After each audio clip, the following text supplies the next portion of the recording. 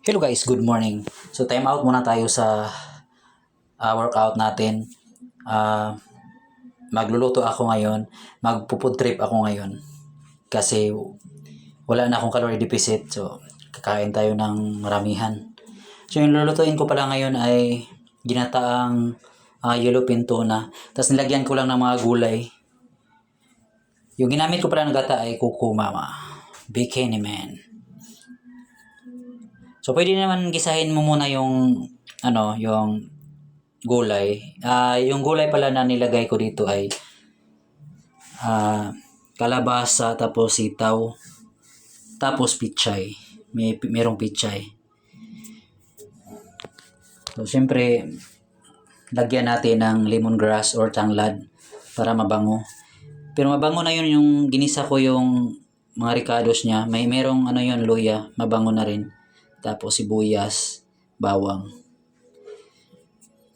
Itong sitaw tapos kalabasa, pwede naman gisahin. Yung style ko dito, hindi ko ginisa.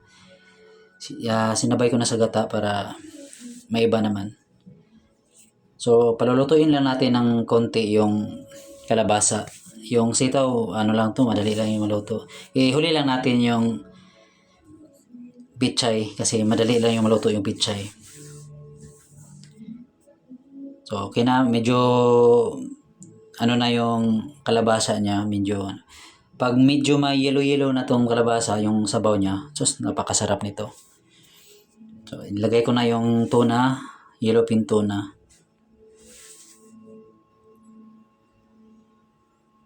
So, 1 kilong yellowfin yung binili ko. Medyo malaki din. So, ganito na siya.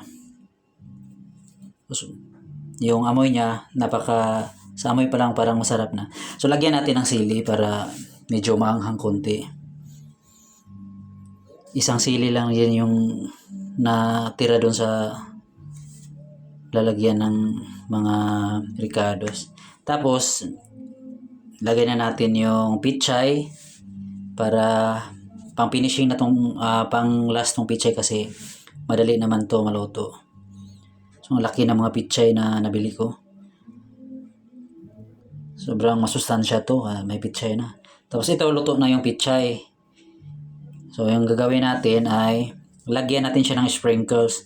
Yung sprinkles na ilagay ko ay sibuyas pa rin na dahon. Dahon ng sibuyas. Yung nilagay kong sprinkles dito.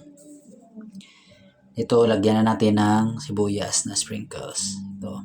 Sobrang bango. Amoy pa lang, mabubusog ka na. Tapos, mga 10 seconds lang, ihahango na natin. Okay, maraming salamat sa inyong panonood and happy Sunday sa ating lahat.